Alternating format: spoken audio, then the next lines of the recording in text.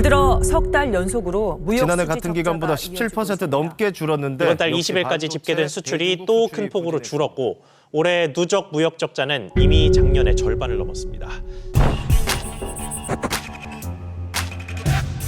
나라를 말아보세요.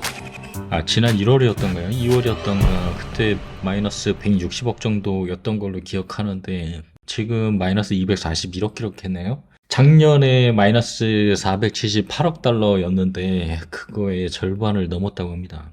1월, 2월, 3월 총 지금 3개월밖에 안 지났잖아요. 근데 벌써 무역 적자 마이너스 241억 달러, 한화로 약 31조 정도, 전년 대비 한 3배 정도 늘었고요. 작년 무역 적자 478억 달러인데 벌써 여기에 절반치가 넘었습니다. 와. 지금 한국에 외환위기가 일어나고 금융위기가 다시 일어나도 전혀 이상하지가 않다라고 일부 전문가들은 벌써 외치고 있죠. 이쯤 되면은 한국 언론사들, 당신들 이제 좀 정신들 차려야 되는 거 아닌가요?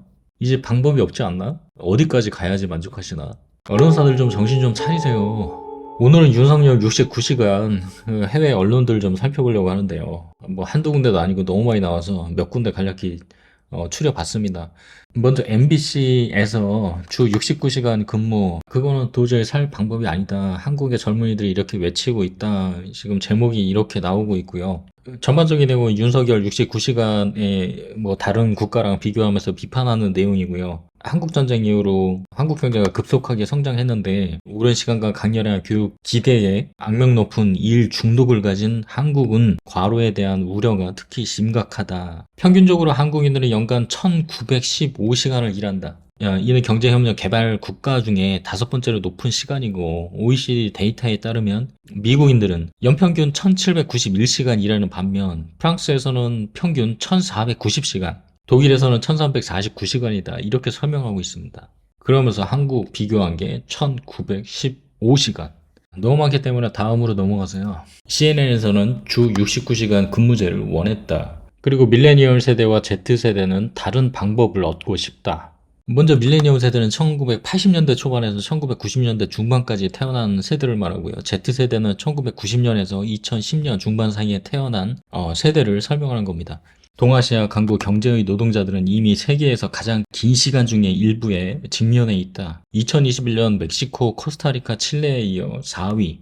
그리고 과로사로 인한 사망이라고 하는데 여기에 과로사를 한국어 발음 그대로 해서 과로사 그대로 작성했습니다. 그리고 매년 수십 명의 사람들이 죽는 것으로 생각된다. 이렇게 평하고 있고요. 그러면서 비평가들은 그 긴 시간 동안 노동을 하면서 심장마비 혹은 뭐 산업사고, 수면 부족으로 뭐 운전을 통한 뭐 교통사고 뭐 이런 사례들을 뭐 설명하고 있습니다. 또 가디언지로 가면요. 그 한국 청년들 반발 이후에도 주 69시간 근무를 한다. 뭐 이런 제목으로 돼 있고요. 앞서 설명한 MBC 각국 노동시간의 예를 들어서 더 자세하게 설명을 하고 있고요. 한국인들은 2021년 평균 1915시간, 아까 전에 MBC에서 나왔었죠. 그리고 가장 최근에 OECD 고용 전망에 따르면 이 경제협력개발기구 평균보다 199시간 더 많다. 그리고 독일의 근로자보다 566시간이 더 많다. 이렇게 보도를 하고 있습니다. ABC 호주 뉴스로 가볼게요. 호주 역시 한국은 주 69시간 근무를 제한하고 있다. 이것은 호주와 다른 아시아 국가들과 어떻게 비교되는가 하면서 호주의 노동시간과도 같이 비교를 하면서 기사를 내고 있습니다.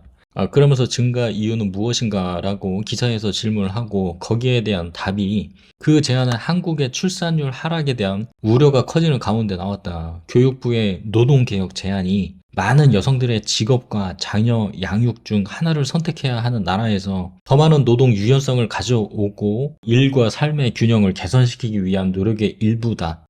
이 설명은 인구 문제와 직결되어 있는데 인구가 줄어들고 있는 추세이기 때문에 출산율이 하락하면서 여성이 노동에 참여를 해야 되고 남성, 여성 모두 다 노동시간을 증가해야 된다. 이런 설명인 거죠.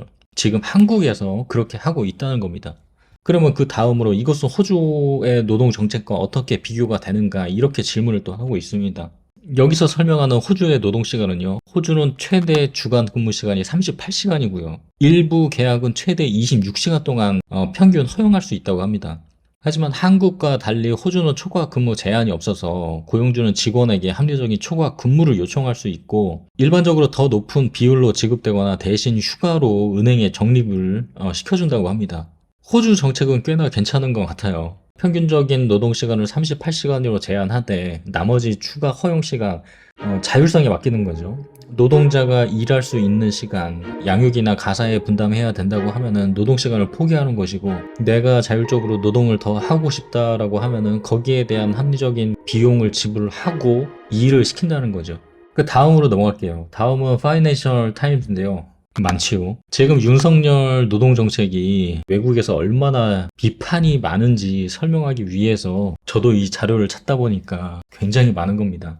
노조는 주 69시간 근무 계획을 비판했다 이렇게 설명하고 있으면서 한국의 사진을 실었는데 버스 타고 퇴근하는 여성의 지친 모습을 그려주는 그런 사진을 이제 포함시켰고요. 그 다음으로 인사이더 뉴스 쪽으로 가면은 한국은 주당 거의 70시간 노동을 추진하려고 한다.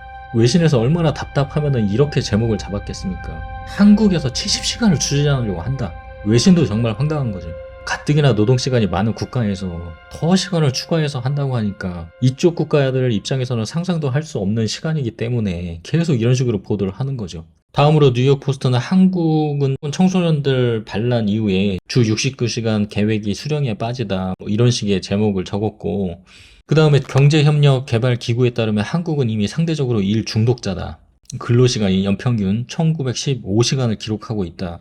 지금 여기저기 언론에서 공통적으로 외치는 게 있죠. 한국은 근로시간이 많고 일 중독 국가임에도 연평균 근무시간이 1915시간을 기록하고 있다. 지금 공통적으로 이 근무시간에 대해서 외신들이 다 비판을 하고 있습니다. 여기서는 한국의 사진을 많이 실었는데요. 한국에서 이제 야근하는 모습들을 담고 있고요. 공장에서 일하는 모습을 담고 있고, 그 다음으로 이제 여성들이 밤 늦게까지 일하는 모습들을 담고 있고요. 물론 설명에는 한국은 벌써 일 중독 국가임에도 한국 평균 1915시간의 일을, 연평균 일을 하고 있다. 이런 식의 또 설명을 달고 있고요. 일단 제가 준비한 자료는 여기까지고요. 윤석열이 60시간이건 69시간이건 이 정책은 상당히 잘못되고 오히려 줄이지는 못할 망정 점점점 늘려가는 윤석열의 정책은 역행하고 있다. 이거 말고도 모든 게 지금 다 역행하고 있지만 윤석열도 눈과 귀가 있다면은 외신 좀 한번 살펴보십시오.